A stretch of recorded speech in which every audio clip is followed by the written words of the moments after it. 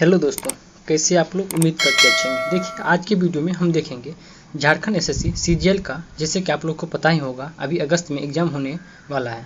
देखिए, उसके लिए अगर आपका झारखंड एसएससी सीजीएल में सेकेंड पेपर अगर आपका हिंदी है तो आपके लिए यह वीडियो काफ़ी महत्वपूर्ण होने वाला है। देखिए, इस वीडियो से पहले अब तक हम इस बुक में जो है देखिए टोटल 30 मॉडल प्रैक्टिस सेट दिया हुआ है। इस वीडियो से पहले अब तक हम टोटल 19 सेट कंप्लीट करा दिए हैं। अगर आपने इससे पहले का सभी सेट नहीं देखे हैं तो आप प्लेलिस्ट में जाके सभी सेट को देख सकते हैं। आज हम इस वीडियो में सेट नंबर 20 देखेंगे। अगर आप चैनल पे पहली बार आए होंगे तो प्लीज़ आपसे रिक्वेस्ट है, आप चैनल को सब्सक्राइब जरूर कीजिएगा। किसी प्रकार की दिक्कत है आप कमेंट में ज़रूर बताइएगा। चलिए हम बिना किसी देरी का आज के सेशन को शुरू करते हैं। तो देखिए, सेट नंबर 20 का पहला प्रश्न में दिया हुआ है, मृत्युंजय पद में कौन सा समास है। यहाँ पे देखिए समास होगा लिखा हुआ, कौन सा समास होगा। तो इसका आंसर हो जाएगा आपको ऑप्शन नंबर सी, बहुब्रीहि समास। कौन हो जाएगा? बहुब्रीहि समास हो जाएगा। अगला प्रश्न, जिस समास में दोनों ही पद प्रधान हो उसे क्या कहते हैं। इसका आंसर हो जाएगा आपको ऑप्शन नंबर बी, यानी कि द्वंद्व समास। जिस समास में जो है दोनों पद प्रधान होते हैं उसे क्या कहते हैं? उसे द्वंद्व समास कहा जाता है। अगला प्रश्न है, घी के दिए जलाने मुहावरा का सही अर्थ क्या होगा। इसका आंसर हो जाएगा ऑप्शन नंबर बी, खुशी मनाना। क्या हो जाएगा? खुशी मनाना। अगला प्रश्न, नई जमीन तोड़ना के 4 अर्थ दिए गए हैं, सही का चयन कीजिए। नई जमीन तोड़ना का सही अर्थ क्या होगा? ये हो जाएगा आपको अनूठा प्रयोग। क्या हो जाएगा? अनूठा प्रयोग हो जाएगा। अगला प्रश्न, निम्नलिखित में से कौन सा जातिवाचक संज्ञा है, यानी इस ऑप्शन में से कौन सा है जो जातिवाचक संज्ञा है। तो ये हो जाएगा आपको मजदूर। मजदूर जो है यह एक जातिवाचक संज्ञा है। अगला प्रश्न, शब्द प्रकार के आधार पर मनुष्यता शब्दों का कौन सा भेद है। मनुष्यता जो है, मनुष्यता या शब्दों का कौन सा प्रकार का भेद है। ये हो जाएगा आपको भाववाचक संज्ञा, यानी ऑप्शन नंबर सी बिल्कुल करेक्ट हो जाएगा। अगला प्रश्न है, निम्नलिखित प्रश्न में 4 विकल्पों में से उस विकल्प का चयन करें जो सर्वनाम के भेद का सही विकल्प है, जिसको हमने बुलाया था वह आया है। इसका आंसर क्या होगा? तो ऑप्शन नंबर बी बिल्कुल करेक्ट हो जाएगा, यानी कि संबंधवाचक हो जाएंगे। देखिए, अगर आप इस संपूर्ण बुक का पीडीएफ लेना चाहते हैं बिल्कुल फ्री ऑफ कॉस्ट में, तो आप हमारे टेलीग्राम ग्रुप को ज्वाइन करके पीडीएफ वहाँ से बिल्कुल फ्री ऑफ कॉस्ट में प्राप्त कर सकते हैं। अगला प्रश्न, निम्न में से सर्वनाम शब्द कौन है। इसका आंसर ऑप्शन नंबर बी हो जाएगा वह एक सर्वनाम है। अगला प्रश्न, हरि मोहन को मारता है, इस वाक्य में कौन सा कारक निहित है। इसका आंसर ऑप्शन नंबर बी हो जाएगा आपको कर्म कारक। क्या हो जाएगा? कर्म कारक हो जाएगा। अगला प्रश्न है, क्रिया के आधार पर सूचित करने वाला कारक कौन है। इसका आंसर ऑप्शन नंबर सी हो जाएगा आपको अधिकरण कारक। क्या हो जाएगा? अधिकरण कारक हो जाएंगे। अगला प्रश्न है, जिस विकारी शब्द से संज्ञा की व्याप्ति मर्यादित होता है उसे क्या कहते हैं। इसका आंसर ऑप्शन नंबर बी हो जाएगा आपको उसे क्या कहते हैं? तो विशेषण कहा जाता है। क्या कहते हैं? विशेषण। अगला प्रश्न, निम्नलिखित विशेष या विशेषण युग्मों में से एक गलत कौन है। इसका आंसर ऑप्शन नंबर ए हो जाएगा, यानी कि सर्व सुलभ ये गलत है, जबकि कर्मनिष्ठ, ताजी रोटी, भाव विहद ये सभी कथन सही दिया हुआ है। अगला प्रश्न, निम्नलिखित वाक्यों में से एक में सकर्मक क्रिया का प्रयोग हुआ, यानी इनमें से कौन सा है जो सकर्मक क्रिया का उदाहरण है। ये हो जाएगा आपको ऑप्शन नंबर डी, यानी कि लड़की सील रही है। इसका आंसर ऑप्शन नंबर डी बिल्कुल करेक्ट हो जाएगा। अगला प्रश्न, किस वाक्य में पूर्ण द्विकर्मक क्रिया का प्रयोग है। तो इसका आंसर ऑप्शन नंबर डी हो जाएगा आपको ममता ने कुत्ते को रोटी खिलाई। ममता ने जो कुत्ते को क्या किया? रोटी खिलाई। इसमें द्विकर्मक क्रिया का उदाहरण है। अगला प्रश्न है, देखिए इनमें से कौन प्राचीनतम भाषा है। तो इसका आंसर ऑप्शन नंबर बी हो जाएगा आपको वैदिक संस्कृत। वैदिक संस्कृत जो है यह प्राचीनतम भाषा है। अगला है, निम्नलिखित भाषा में से विचारों को कैसे व्यक्त करते हैं। ये हो जाएगा आपको लिखकर, विचार को जो है लिखकर व्यक्त करते हैं। अगला प्रश्न है, पाली को भाषा भी कहा जाता है। कौन? पाली को जो है कहा जाता है आपको देश भाषा। पाली कौन भाषा कहते हैं? तो देश भाषा। अगला प्रश्न, किसके प्रयासों से वर्धा मद्रास में राष्ट्रभाषा के प्रचार हेतु राष्ट्रभाषा प्रचार समिति की स्थापना की गई थी। तो ये हो जाएगा आपको महात्मा गांधी की समिति की अध्यक्षता में। अगला प्रश्न, निम्नलिखित में से कौन सा शब्द तत्सम है। तत्सम शब्द उसे कहते हैं जिसका प्रयोग संस्कृत के शब्दों को हूबहू हिंदी में प्रयोग किया जाता है, उसे ही तत्सम शब्द कहते हैं। तो देखिए उस प्रकार से इसका आंसर क्या हो जाएगा? ऑप्शन नंबर डी हो जाएगा अग्र। क्या हो जाएगा? अग्र हो जाएंगे। अगला प्रश्न, निम्न में से कौन सा शब्द देशज है। इसका आंसर हो जाएगा आपको ऑप्शन नंबर बी औजार। औजार एक देशज शब्द का उदाहरण है। अगला प्रश्न देखते हैं, प्रश्न संख्या 21। जब कोई बोली या भाषा व्याकरणिक ढांचे में ढलकर व्यवस्थित रूप ग्रहण कर लेती है तो उसे क्या कहते हैं? तो इसका आंसर ऑप्शन नंबर डी हो जाएगा, उसे जो है परिनिष्ठित भाषा कहते हैं। क्या कहते हैं? उसे परिनिष्ठित भाषा कहते हैं। अगला प्रश्न, अपूर्ण अनुकरण का कारण होता है क्या? तो इसका आंसर ऑप्शन नंबर डी हो जाएगा आपको, यानी कि विकृति मुख के कारण, अज्ञानग्रस्तता के कारण, बट जिह्वा के कारण, ये सभी हो जाएंगे। देखिए सभी प्रश्न काफ़ी महत्वपूर्ण है एग्जाम की दृष्टि से, आप जरूर एक बार संपूर्ण वीडियो को देखा कीजिए। अगला प्रश्न, किसे शब्द का प्रथम शक्ति कहा जाता है? इसका आंसर ऑप्शन नंबर बी हो जाएगा आपको, अभिधा को। अभिधा को जो है शब्द का प्रथम शक्ति कहा जाता है। अगला प्रश्न है, संतान विषयक रीति किस रस के अंतर्गत गण्य होगा? इसका आंसर ऑप्शन नंबर ए हो जाएगा आपको, वात्सल्य रस के अंतर्गत इसका गणना किया जाएगा। अगला प्रश्न है, लिरिकल ब्लेड्स 1798 ईस्वी में किसकी रचना की थी? इसका आंसर हो जाएगा आपको ऑप्शन नंबर सी, यानी कि वर्ड्सवर्थ। लिरिकल ब्लेड्स 1798 ईस्वी में किसकी रचना है? तो हो जाएगा आपको वर्ड्सवर्थ की रचना है। अगला प्रश्न है, प्रीफेस टू लिरिकल ब्लेड्स किस आलोचक की कृति है? इसका आंसर ऑप्शन नंबर ए हो जाएगा आपको, वर्ड्सवर्थ की। किसका हो जाएगा? वर्ड्सवर्थ का हो जाएगा। अगला प्रश्न है, संलग्न का अंग्रेजी रूपांतरण क्या है? इसका आंसर ऑप्शन नंबर ए हो जाएगा आपको, इनक्लोज्ड हो जाएगा। क्या हो जाएगा? इनक्लोज्ड। अगला प्रश्न है, एक ही पत्र जब एक साथ कई परिस्थितियों को भेजा जाता है तो उसे क्या कहते हैं? तो इसका आंसर ऑप्शन नंबर सी हो जाएगा, उसे परिपत्र कहा जाता है। क्या कहा जाता है? उसे परिपत्र कहा जाता है। अगला प्रश्न है, विद्यापति किन दो काल के संधि कवि थे? इसका आंसर हो जाएगा आपको ऑप्शन नंबर ए, यानी कि आदिकाल और भक्तिकाल के। विद्यापति जो है आदिकाल और भक्तिकाल के संदिग्ध कवि थे। अगला प्रश्न देखते हैं 30 नंबर, सच्चे मार्ग से भटक कर लोग क्या गाते हैं? इसका आंसर ऑप्शन नंबर बी हो जाएगा आपको, साखी शब्द। सच्चे मार्ग से भटक कर लोग जो है साखी और शब्द को गाते हैं। अगला प्रश्न है, मन चक्री से क्या अभिप्राय है? मन चक्री से क्या अभिप्राय है? तो हो जाएगा आपको मन की अस्थिरता हो जाएगा। अगला प्रश्न, उद्धव को बड़भागी किसके द्वारा कहा गया था? उद्धव को बड़भागी जो है किसके द्वारा कहा गया था? यह कहा गया था आपको गोपियों के द्वारा। इन ऑप्शन नंबर बी इसका करेक्ट हो जाएगा। अगला प्रश्न है, तुलसी ने प्रथम पद में किसकी स्तुति की है? इसका आंसर हो जाएगा आपको option number A, Sita ji की। यानी कि तुलसी ने जो है, यानी कि तुलसीदास ने प्रथम पद में सीता जी की स्तुति की है। अगला प्रश्न, ब्रज की कांटेदार झाड़ियां पर क्यों नछावर किया जा सकता है? इसका आंसर ऑप्शन नंबर बी हो जाएगा आपको, सोने चांदी के महल। क्या हो जाएगा? सोने चांदी के महल हो जाएंगे। अगला प्रश्न, भूषण ने कौन सी कविता लिखी है? इसका आंसर ऑप्शन नंबर डी हो जाएगा आपको, कविवत। क्या हो जाएगा? कविवत हो जाएगा। अगला प्रश्न, विद्यापति की पदावली पर किसका प्रभाव लक्षित होता है? इसका आंसर ऑप्शन नंबर बी हो जाएगा आपको, जयदेव का। किसका? जयदेव का हो जाएगा। अगला प्रश्न है, कबीरदास की पत्नी का क्या नाम था? इसका आंसर ऑप्शन नंबर सी होगा आपको, लोई। कबीरदास की पत्नी का नाम क्या था? लोई था। अगला प्रश्न, सूरदास भक्ति काल के किस शाखा के कवि हैं? सूरदास जो है या भक्ति काल के किस शाखा कवि हैं? तो आपको सगुन भक्ति काल के। क्या हो जाएगा? सगुन। अगला प्रश्न है, रामचरितमानस कैसा काव्य है? इसका आंसर ऑप्शन नंबर डी होगा, रामचरितमानस जो है यह एक प्रबंध काव्य है। कैसा हो जाएगा? प्रबंध काव्य हो जाएगा। अगला प्रश्न देखते हैं, प्रश्न संख्या 40, बिहारी लाल का जन्म हुआ था कहाँ पे? इसका आंसर ऑप्शन नंबर सी होगा आपको, ग्वालियर मध्य प्रदेश में हुआ है बिहारी लाल का जन्म। कब हुआ था? 1613 ईस्वी में हुआ था।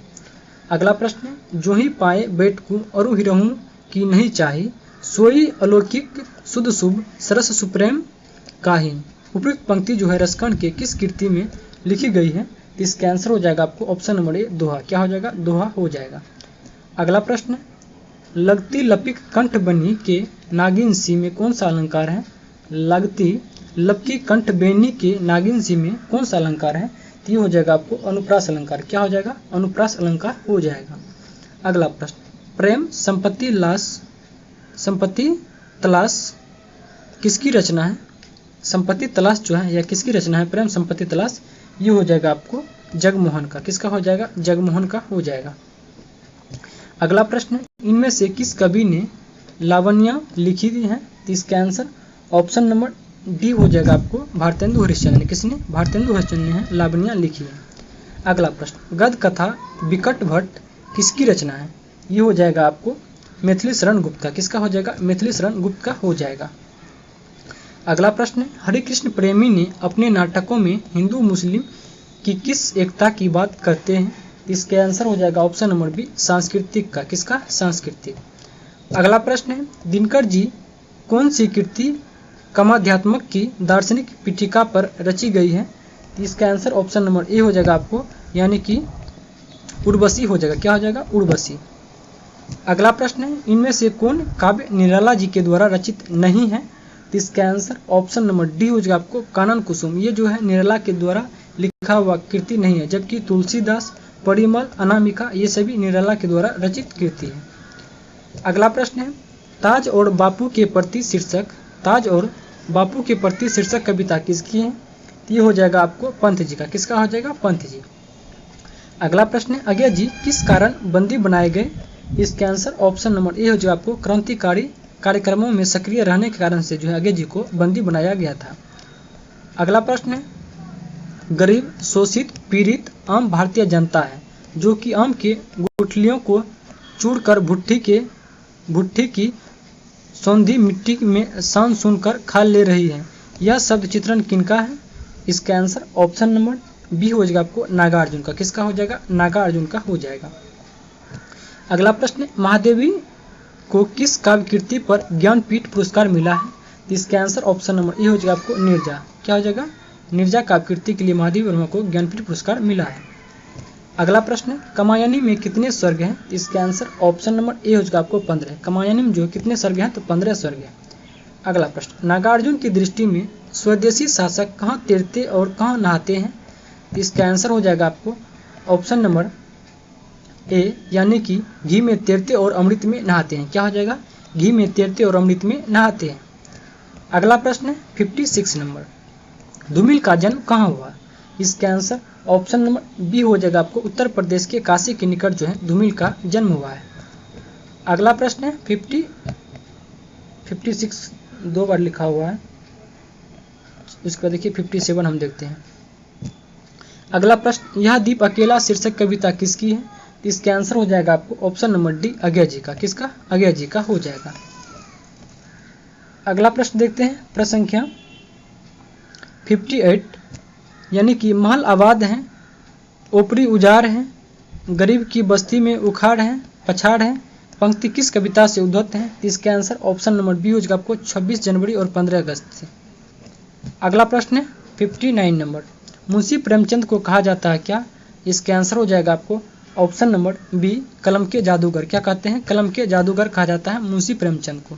अगला प्रश्न, गोबर शुरू में कहाँ के बाजार में काम ढूंढने गया था? इसका आंसर हो जाएगा आपको ऑप्शन नंबर ए, अमीनाबाद। कहाँ गया था? अमीनाबाद गया था। अगला प्रश्न है, फारबिसगंज के नवतुरिया नेता कौन थे? इसका आंसर हो जाएगा आपको ऑप्शन नंबर सी, छोटन बाबू। यानी कि फारबिसगंज के जो है नवतुरिया नेता कौन थे? तो छोटन बाबू थे। अगला प्रश्न है, इंदिरा पुस्तक के लेखक कौन है? इसका आंसर ऑप्शन नंबर ए हो जाएगा आपको, बंकिम चंद्र चटर्जी। इंदिरा पुस्तक के लेखक कौन है? तो बंकिम चंद्र चटर्जी है। अगला प्रश्न है, नमक कानून तोड़ने के समय गांव में पटना से कौन आया था? इसका आंसर ऑप्शन नंबर बी हो जाएगा आपको, श्रीमती तारा देवी आई थी। अगला प्रश्न, ज्योतिकी जी किस बीमारी के चपेट में आ गए थे? इसका आंसर हो जाएगा आपको ऑप्शन नंबर डी, लकवा हो गया था। क्या हो गया था? ज्योतिकी बाबा को लकवा हो गया था। अगला प्रश्न, राय साहब किस गांव में रहते थे? ये हो जाएगा आपको समेरी गांव में। राय साहब जो है ये रहते थे आपको समेरी गांव में रहते थे, यानी 65 का ऑप्शन नंबर बी बिल्कुल करेक्ट हो जाएगा। अगला है, गांव के अर्धोदय के मेले में कौन सा रोग फैला था? ये हो जाएगा आपको हैजा रोग फैला था। ऑप्शन नंबर डी बिल्कुल करेक्ट हो जाएगा। अगला प्रश्न है, निम्नलिखित में से कौन सा राग दरबारी उपन्यास का है?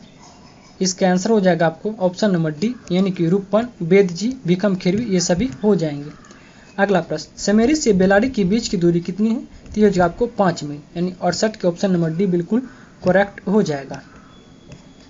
अगला प्रश्न देखते हैं 69 नंबर, मेरीगंज गांव के लोग कितने दलों में बटे हुए थे? तो इसका आंसर हो जाएगा आपको ऑप्शन नंबर सी, 3 दलों में। कितने दलों में? 3 दलों में बटे हुए थे। अगला प्रश्न है, निम्नलिखित उपन्यास में से कौन 3 सालों से 10वीं कक्षा में पढ़ता था? ये हो जाएगा आपको रूपन। कौन हो जाएगा? रूपन हो जाएगा। अगला प्रश्न है, चंद्रावली को भारतेंदु की आत्मा का प्रतिरूप किसने कहा?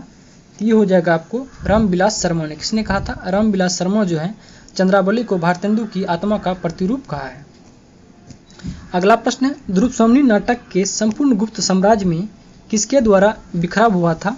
इसका आंसर ऑप्शन नंबर ए हो जाएगा आपको रामगुप्त में। किसमें? रामगुप्त। अगला प्रश्न, नाटक आधे अधूरे का पहनावा मंचन कहाँ किया गया था? इसका आंसर ऑप्शन नंबर डी हो जाएगा आपको, यानी कि दिल्ली में। नाटक आधे अधूरे का पहनावा मंचन दिल्ली में किया गया था। अगला प्रश्न, भारत दुर्दशा नाटक के आधार पर मदिरा वर्तमान समय में सभ्यता की है, यानी कि वर्तमान में वह किस सभ्यता की है? इसका आंसर हो जाएगा आपको ऑप्शन नंबर ए, यानी कि मूल सूत्र। भारत दुर्दशा नाटक के आधार पर मदिरा वर्तमान समय की सभ्यता की क्या है? तो ये जो आपको मूल सूत्र है। अगला प्रश्न है, ध्रुव नाटक में कितने अंक हैं? इसके आंसर ऑप्शन नंबर सी हो जाएगा आपको 3 अंक। ध्रुव नाटक में जो है 3 अंक है। अगला प्रश्न, महेंद्रनाथ हर काम किससे पूछकर करता था? इसका आंसर हो जाएगा आपको ऑप्शन नंबर ए, जुनेजा से। किससे? जुनेजा से पूछकर महेंद्रनाथ जो है हर काम करते थे।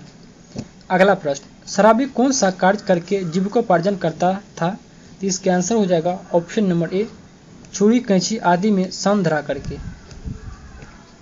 अगला प्रश्न है प्रश्न संख्या 78 नंबर, जोखू ने अंततः अपनी प्यास को कैसे बुझाई? इसका आंसर हो जाएगा ऑप्शन नंबर डी, बदबूदार पानी को पीकर ही जोखू ने अपनी प्यास को बुझाई थी अंत में।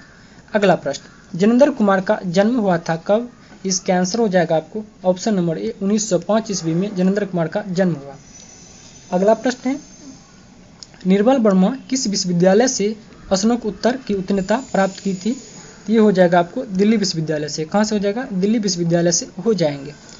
अगला प्रश्न, संभवतः मिस वुड मुझसे मोहब्बत करती है, किसका कथन पात्र है? यह कथन किस पात्र का है? ये हो जाएगा आपको डॉक्टर मुखर्जी का। किसका हो जाएगा? डॉक्टर मुखर्जी का हो जाएगा। अगला है, दिल्ली में मौत किसकी हुई है? इसका आंसर ऑप्शन नंबर बी हो जाएगा सेठ दीवानचंद का। किसका? सेठ दीवानचंद। अगला प्रश्न, उषा प्रियबंदा का जन्म कहाँ हुआ था? इसका आंसर ऑप्शन नंबर ए हो जाएगा आपको कानपुर में। कहाँ हुआ था? कानपुर में हुआ था। अगला प्रश्न है 84 नंबर, जन्म से पाप करने के लिए मजबूर वह अभिशप्त क्या कभी पाप मुक्त हो सकेंगे? इस कथन का क्या भाव है? तो इसका आंसर हो जाएगा आपको ऑप्शन नंबर डी, यानी कि इनमें से सभी सही हो जाएंगे। अगला प्रश्न, मध्वा जासोड़ हो किसका कथन था? इसका आंसर हो जाएगा आपको ऑप्शन नंबर ए, लल्लू का। ठाकुर का कुआं का प्रकाशन वर्ष कब है? तो ये आपको 1932 ईस्वी में। 87 का सॉरी, ठाकुर का कुआं प्रकाशन कब हुआ था? 1930 दिया हुआ इसमें 87 का ए। अगला प्रश्न है 87 का, देखिए 2 प्रश्न है। देखिए इसका आंसर हो जाएगा आपको 1932। ठीक, उसके बाद देखिए अगला प्रश्न है, कहानी के अनुसार किसको एकाएक किन्नरी बालाओं का हास होत का फीका लगने लगता है? तो ये हो जाएगा आपको राजकन्या। कहीं ऑप्शन नंबर बी बिल्कुल करेक्ट हो जाएगा। अगला प्रश्न, परिंदे किस कहानीकार की रचना है? ये हो जाएगा आपको निर्मल वर्मा का। किसका हो जाएगा? निर्मल वर्मा का हो जाएगा। अगला प्रश्न है, दिल्ली में एक मौत किस विद्या की रचना है? तो ये एक कहानी है। तो ऑप्शन नंबर बी बिल्कुल करेक्ट हो जाएगा। अगला प्रश्न, गजाधर बाबू के घर में जो कितने कमरे थे? तो ये हो जाएगा आपको 3 कमरे थे। अगला प्रश्न है, निम्नलिखित में से किसने कहा कि देखिए ना इन लोगों के बच्चे कितने कम उम्र में भी कैसे पक्के होते हैं? इसका आंसर हो जाएगा आपको ऑप्शन नंबर सी, ये कहा था आपको शुक्ला जी ने। अगला प्रश्न, नाम मात्र का डिब्बा में क्या था? तो ये हो जाएगा आपको घी था। अगला प्रश्न, बादल राग कविता के कवि कौन है? तो इसका आंसर ऑप्शन नंबर ए हो जाएगा आपको निराला जी। क्या हो जाएगा? निराला जी हो जाएंगे। अगला प्रश्न, राम की शक्ति पूजा किसकी कविता है? तो इसका आंसर ऑप्शन नंबर सी हो जाएगा आपको सूर्यकांत त्रिपाठी निराला का। किसका हो जाएगा? सूर्यकांत त्रिपाठी निराला। अगला प्रश्न है, कुणाल गीत के रचयिता कौन है? तो इसका आंसर ऑप्शन नंबर सी हो जाएगा आपको मैथिली शरण गुप्त हो जाएंगे। कौन हो जाएंगे? मैथिली शरण गुप्त। अगला प्रश्न, कौन सी रचना श्रीधर पाठक की नहीं है? तो ये हो जाएगा आपको गंगावतरण जो है यह श्रीधर पाठक की कृति नहीं है। अगला प्रश्न है, फूस की रात कहानी के लेखक कौन है? इसका आंसर ऑप्शन नंबर सी हो जाएगा प्रेमचंद। भागवती के लेखक कौन है? इसका आंसर ऑप्शन नंबर ए हो जाएगा आपको श्रद्धाराम फुलेरी, यानी कि भागवती के लेखक कौन हो जाएगा? श्रद्धाराम फुलोरी हो जाएंगे। अगला प्रश्न, नीलाचंद उपन्यास के लेखक कौन है? तो इसका आंसर हो जाएगा आपको इनमें से कोई नहीं। आज के वीडियो का देखिए लास्ट प्रश्न है, छाया मत छूना मन इसका उपन्यास के लेखक कौन है? तो हो जाएगा आपको हिमांशु जोशी। देखिए उम्मीद करते हैं वीडियो आपको पसंद आएगी। अगर वीडियो अच्छा लगे तो प्लीज़ आपसे रिक्वेस्ट है आप वीडियो को लाइक और अपने दोस्तों के शेयर कीजिएगा। किसी प्रकार की दिक्कत है आप कमेंट में जरूर बताइएगा। मिलते हैं अगले वीडियो में, तब के लिए धन्यवाद।